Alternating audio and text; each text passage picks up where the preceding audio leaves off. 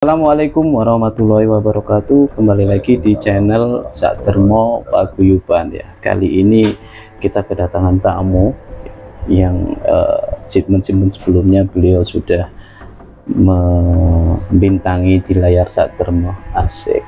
Beliau adalah Mbah Joko. Nah, ini beliau mumpung main ke rumah. Nah, kita bincang-bincang sedikit tentang pengalaman beliau yang luar biasa. Tetap pandangin terus channel Sakdermo Paguyuban. Habis ini kita membahas sesuatu yang fenomenal dengan Mbah Joko ya.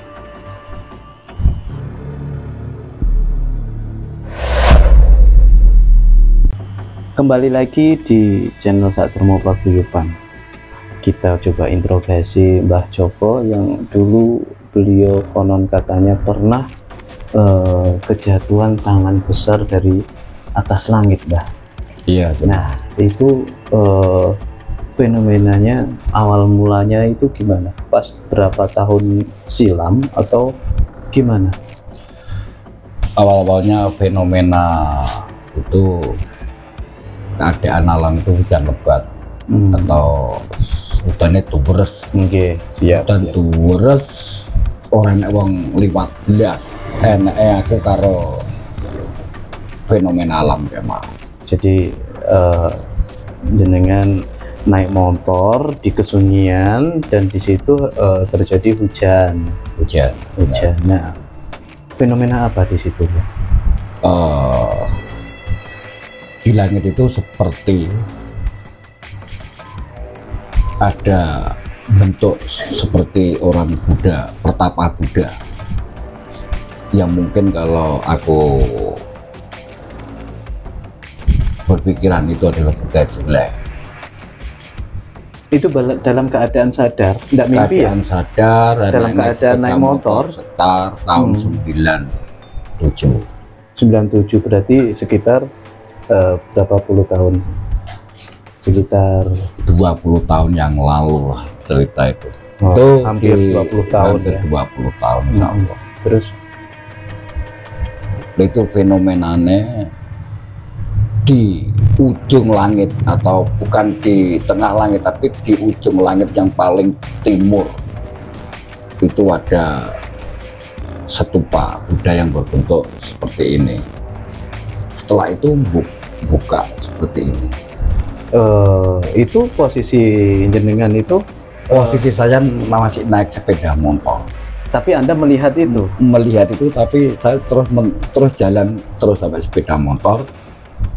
Terus saya di tikungan di kiri jalan itu tangan telapak ini mengenai kepala saya. Itu pertengahan malam antara jam 12 sampai jam 1. Jadi malam. Anda naik motor, Anda melihat sesuatu, telapak tangan itu Buddha tadi yang di langit itu mengenai kepala saya. Terus saya pingsan, sepeda motor lepas dari tangan saya yang nyetir sepeda motor tadi. Terus nggak sadar, insya Allah 5 menit atau 10 menit lah. Terus saya bangun, sampai sekarang masih tanda tanya. Itu fenomena yang saya alami waktu saya kena tapak Buddha ya di langit. Itu ya kalau ingat ya pedih, ya ngeri, ya takut, trauma sampai sekarang. Jadi intinya tadi jenengan naik motor di tengah kemalaman. Nah, di situ jenengan melihat sesuatu fenomena seperti Buddha Julai, tangannya seperti gini atau gini. Tangannya boleh dilihat ke sini. Ini lihat ke saya mohon. Nah, di sini. Duduknya seperti ini. Duduknya seperti ini. Terus tangannya gini terus. Habis gini terus gini. Itu pas mengenai. Itu pas gini terus akhirnya tangan itu jatuh dari langit. Jatuh dari langit. Itu fenomena 10 tahun ataupun lebih yang lalu itu lebih nyata dalam arti jenengan ini sadar dalam sadar. pikiran, sehat dalam segala fisik lah, sehat walafiat. Orang ngelamun, orang pikiran neko-neko, pikiranku ngapeli bojoku. Pas waktu masih muda ya beliaunya, beliau masih muda. Iya. Jadi fenomenanya itu Anda pulang atau mau ke rumahnya calon, malah jadi jam 12 malam itu jenengan malah mau ke sana, ada acara. Ada acara penting, ada acara penting.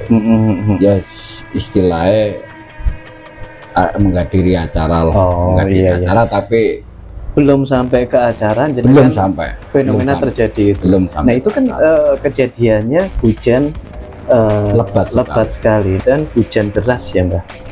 Hujan deras sekali. Nah di situ bukan berarti hujan, tapi hujannya deras sekali. Nah di situ berarti jenengan basah kuyup. Basah kuyup, bahkan hujannya itu sampai kelihatan apa seperti kabut. Deras sekali.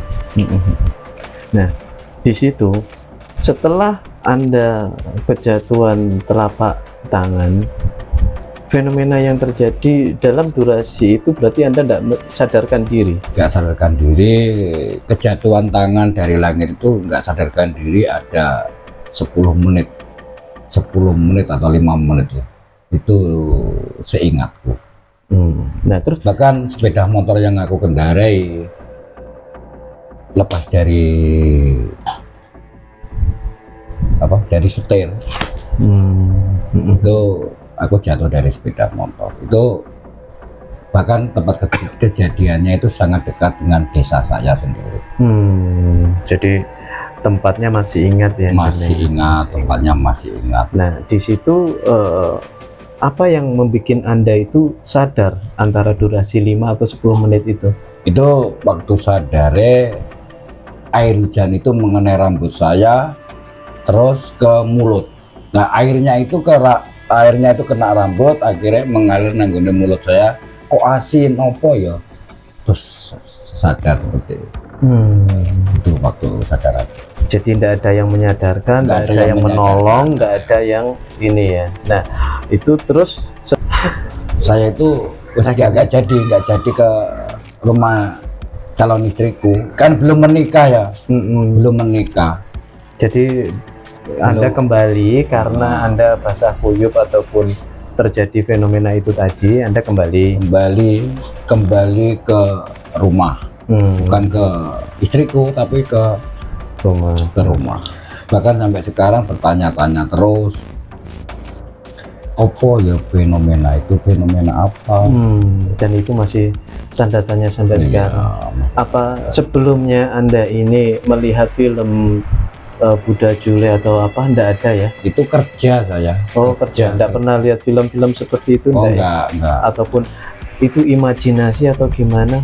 Ya terserah yang menilai siapa, apa bagaimana cara orang menyikapi, tapi yang penting itu kejadiannya seperti itu. Bahkan saya nggak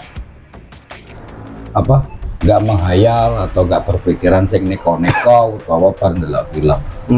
Siap. Itu real dan naik sepeda motor. Jadi arahnya arah kerja ke rumah calon istriku. Jadi fenomenanya seperti itu ya Mbak? Iya benar, itu yang saya alami, yang dikasih. Untuk pas waktu Anda terjatuh itu, terjatuhnya inget nggak? Anda terpleset, maksudnya motor ini gini atau langsung jatuh perek kayak gitu atau gimana? Motornya jatuhnya itu gimana? Enggak kepreset, dia tetap tak pegang, mau naik sepeda motornya dia jalan. Nah posisinya jalan, enggak tergelincir, enggak jatuh, enggak terlalu nekuk, ya jalan biasa. Motor durasi enggak kenceng, rasanya pelan, enggak ada yang nyalep. Berarti terus habis itu jenengan itu sama motor kayak itu jatuh gitu. Seperti ini kayak aja di luar logika kita. Iya betul, karena kalau memang di situ memang yang mengalami kan jenengan. Nah di situ motor ini sama jenengannya terjatuh ambruk gitu ya berdua. sampai enggak, tersebut? motornya itu mencelat. Oh, mencelat. Mencelat kalau nggak salah Mental. 3 langkah. Tiga 3 langkah. langkah lah dari Berarti- saya dan motornya itu 3 langkah lah. Dari Antara tempat saya pingsan motor itu dengan jenengan itu ini jarak 3 langkah. 3 langkah. Oh, berarti mental gitu. Ya? Mental. Jadi fenomena apa? Ya, Pak, sampai sepeda motornya masih bunyi, lampunya masih bunyi. Saya yang pingsan. Tapi saya berada di belakang motor. Jadi motornya terpental, saya di belakang motor. Lu aneh. Berarti ini fenomena yang luar biasa menurut jenengan dan menurut sedulur Sakdermo, termasuk saya juga. Jujur ya, baru kali ini dalam arti fenomena yang luar biasa yang baru saya ketahui dalam arti melihat sesuatu. Berarti menurut jenengan apakah dewa ataupun seperti itulah itu terlihat jelas berarti ya?